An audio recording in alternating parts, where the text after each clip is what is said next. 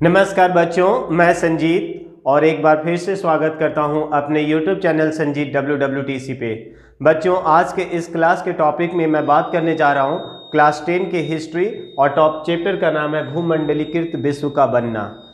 इस चैप्टर में सबसे पहले हम लोग ये समझेंगे कि 16वीं शताब्दी में आखिर स्पेन की सेना ने किस प्रकार से अमेरिका को अपना उपनिवेश बनाता है बिना किसी हथियार के बल पे।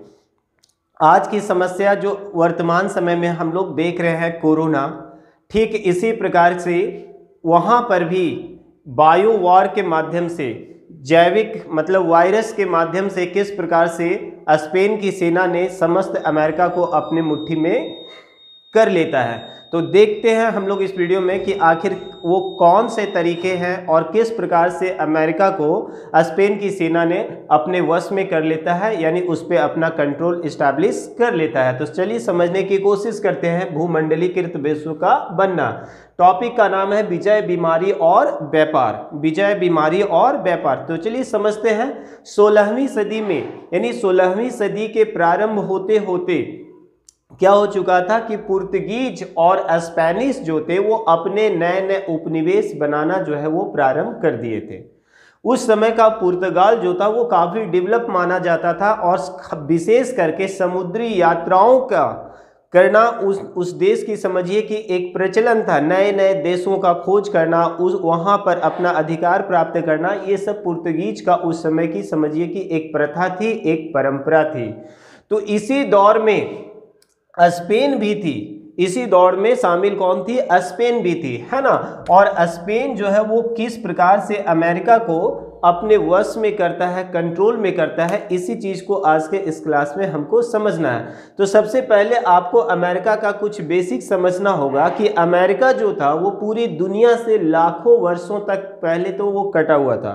कहने का तात्पर्य ये है कि अमेरिका पूरे विश्व के लिए वो तब तक अनभिज्ञ था। पूरे विश्व के लोग जो थे वो अमेरिका से परिचित नहीं थे जब तक कि 1492 ईस्वी में, यानी 12 अक्टूबर 1492 ईस्वी को क्रिस्टोफर कोलंबस ने जब तक अमेरिका की खोज न की थी, दुनिया वालों को ये बात पता ही नहीं था कि अमेरिका नाम का भी कोई जगह है, अमेरिका नाम का भी कोई महाद्वीप है। उसको उत्तरी अमेरिका और बाद में दक्षिणी अमेरिका के रूप में कैटेगराइज किया गया है ना, जैसे कि आप लोग भूगोल में पढ़ते होंगे। यानी कि 12 अक्टूबर 1492 ईस्वी के ठीक पहले तक दुनिया को पता ही नहीं था किस चीज के बारे में, अमेरिका के बारे में। और अमेरिका को भी, पूरी अमेरिका के लोगों को भी पूरी दुनिया के बारे में बिल्कुल कोई जानकारी नहीं थी। इसी वजह से मैं यहाँ पे लिखा हूँ कि लाखों वर्षों से वो दुनिया से क्या था, अलग थलग था। और इसी वजह से वहाँ के लोगों में रोग प्रतिरोधक क्षमता या आप कहिए इम्यूनिटी पावर जो थी वो था ही नहीं। यानी कि वहाँ के लोगों के शरीर में रोगों से लड़ने की जो अपनी क्षमता होती है, जिसे हम इम्यूनिटी कहते हैं अपनी बोलचाल की भाषा में, वो था नहीं।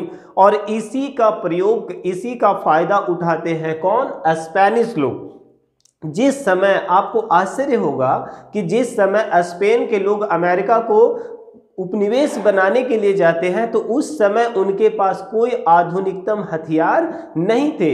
इसके बावजूद उन्होंने अमेरिका को अपना वश में कर लेता है, अमेरिका पर अपना कंट्रोल इस्टेब्लिश कर लेता है। एक्चुअली में स्पेन के लोग जो है वो अपने साथ चेचक नाम की एक बीमारी लेकर जाते हैं। और जैसा कि हम लोगों ने क्या पढ़ा था कि अमेरिका के लोगों में रोग प्रतिरोधक की जो क्षमता होती है नेचुरली, वो नहीं थी। और इसी वजह से अमेरिका के लोगों में ये चेचक की बीमारी जो थी वो काफ़ी तेज़ी से फैल गई, जबकि स्पेन के लोगों में इम्यूनिटी पावर जो था वो ऑलरेडी था। जिस वजह से स्पेन के लोग जो वहाँ पे उपनिवेश बनाने जो सैनिक गए थे उन पर चेचक का प्रभाव तो नहीं पड़ रहा था, परंतु अमेरिका के लोगों के ऊपर इस चेचक का काफ़ी दुष्प्रभाव पड़ता है। और वहाँ के लोग जो है वो इस संक्रमित बीमारी के भयंकर चपेट में आ जाते हैं और इस वजह से वहाँ पे ये बीमारी महामारी का रूप धारण कर लेता है और सहजता से स्पेन के लोग जो है वो अमेरिका को अपने कंट्रोल में कर लेते हैं। कहा जाता है ना कि यदि आपके ऊपर कोई सर पे, आपके शरीर के ऊपर लाठी से यदि वार करे तो आप भी किसी चीज से शायद उसका प्रतिकार कर सकते हैं, शायद आप उसका जवाब दे सकते हैं, परंतु अमेरिका के लिए ये एक ऐसा, अमेरिका के अगेंस्ट एक ऐसा हथियार के रूप में चेचक को यूज किया जा रहा था जिसके पास उसका कोई जवाब ही नहीं था। और इसी वजह से अमेरिका देखते ही देखते स्पेन का उपनिवेश बन जाता है। आगे के वीडियो में मैं बात करने जा रहा हूं, ब्रिटेन से संबंधित है कॉर्न लॉ। तो आप लोग कंटिन्यू रहिए और देखिए कॉर्न लॉ क्या है। बात करने जा रहे हैं कॉर्न लॉ के बारे में। जैसा कि आप सबों को पता होगा कि पूरी दुनिया में औद्योगिकीकरण की शुरुआत जो है वो इंग्लैंड से हुई थी, यानी पूरी दुनिया में कल कारखानों की शुरुआत जो है वो कहाँ से हुई थी, तो इंग्लैंड से हुई थी, यानी कि ब्रिटेन से हुई थी, है ना। तो इसी से जुड़ा है हमारा कॉर्न लॉ। आइए समझने की कोशिश करते हैं कॉर्न लॉ को, है ना।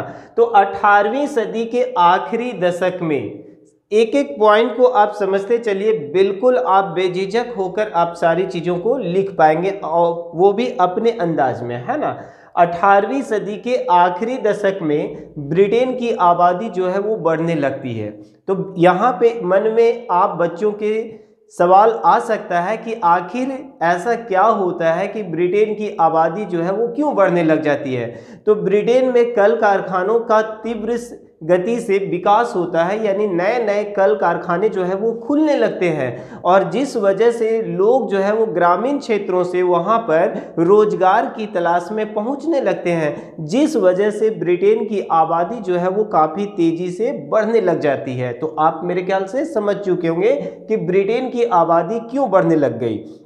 और जब आबादी बढ़ेगा यानी पॉपुलेशन बढ़ेगा तो फूड का जो डिमांड होगा वो भी क्या होगा, अप होता चला जाएगा। इसीलिए मैं यहाँ पे लिखा हूँ कि भोजन की मांग जो है वो भी बढ़ने लग गई और जिस वजह से अनाज का यानी खाद्यान्न का, खाने पीने की वस्तुएं जो है वो दिन प्रतिदिन महंगी होने लग गई। और इसका सीधा परिणाम हुआ कि जो समाज के निचले वर्ग के लोग थे, जो मजदूर क्लास के लोग थे, उनका जो मुख्य भोजन था वो मक्का बन जाता है। ठीक है, कॉर्न, कॉर्न को ही इंग्लिश हिंदी में मक्का कहते हैं, है ना। यानी निम्न वर्ग के लोग, जो मजदूर क्लास के लोग हैं, उनका मुख्य भोजन जो है वो क्या बन गया है, मक्का बन गया है। और मक्का की पूर्ति जो है वो मुख्यतः आयात पर निर्भर रहती है, यानी ब्रिटेन में जो मक्के आते हैं वो मुख्यतः कहाँ से मिल रहा है, वो आयात करने के बाद मिल रहा है ना। तो ये पॉइंट भी आपको क्लियर हो गया कि भोजन की मांग जो है वो बढ़ गई, भोजन की मांग जो है वो बढ़ जाती है, कृषि उत्पाद जो है वो महंगे हो गए हैं और मक्का जो है वो मुख्य अनाज, वहाँ का मुख्य खाद्यान्न बन चुका है। लेकिन ऐसे ही परिस्थिति में सरकार जो है वो बड़े भूस्वामियों के दबाव में आकर, यानी इंग्लैंड के, ब्रिटेन के जो बड़े बड़े भूस्वामी हैं उनके दबाव में आकर सरकार जो है वो मक्के के आयात पर क्या कर देती है, प्रतिबंध लगा देती है। यानी जो मक्का ब्रिटेन पहुंचता था वो मक्का अब पहुंचना बंद हो जाता है। और जिस कानून के आधार पर ब्रिटेन की सरकार जो है वो मक्के के आयात को रोक देती है, इसी कानून को कहा गया है कॉर्न लॉ। कितना आसान है, आप बहुत ही सहज अंदाज में इसको लिख सकते हैं कि 18वीं सदी के आखिरी दशक में ब्रिटेन की आबादी जो है वो बढ़ने लगती है ड्यू टू किसकी वजह से, इंडस्ट्रियलाइजेशन की वजह से, औद्योगिकीकरण की वजह से, है ना। और ब्रिटेन की जब आबादी बढ़ने लगती है तो भोजन की मांग जो है वो क्या हो जाती है, बढ़ जाती है। और भोजन की मांग जब बढ़ेगी तो उससे सीधा रिलेशन किसका है, कृषि उत्पाद का। यानी कृषि उत्पाद जो है वो महंगे हो जाते हैं और कृषि उत्पाद महंगे होने की वजह से जो समाज के निम्न वर्ग के लोग हैं, मजदूर क्लास के लोग हैं, उनका प्रिय भोजन बन जाता है कॉर्न यानी कि मक्का। परंतु वहां की सरकार जो है वो बड़े भूस्वामियों के दबाव में आकर, प्रेशर में आकर मक्के के आयात पर प्रतिबंध लगा देती है। और जिस कानून के आधार पर इस मक्के पर प्रतिबंध लगाया जाता है, मक्के के आयात पर प्रतिबंध लगाया जाता है, इसी कानून को कहा गया है कॉर्न लॉ। कॉर्न लॉ मतलब समझ चुके हैं आप। लेकिन क्या होता है कि इसका काफी विरोध होता है और इसी वजह से सरकार पे जब अत्यधिक दबाव पड़ती है तो क्या होता है, कॉर्न लॉ को समाप्त कर दिया जाता है और एक बार फिर से खाद्यान्नों का आयात तो वहां पे प्रारंभ हो जाता है। तो मेरे ख्याल से आज के इस क्लास में मैं 2 टॉपिक पे बात किया हूं और वो दोनों टॉपिक आपको समझ में आ गया है। और यदि समझ में आ गया तो दोस्तों कमेंट करना ना भूलें और वीडियो को लाइक और शेयर करना ना भूलें। मिलते हैं फिर नेक्स्ट क्लास में। धन्यवाद।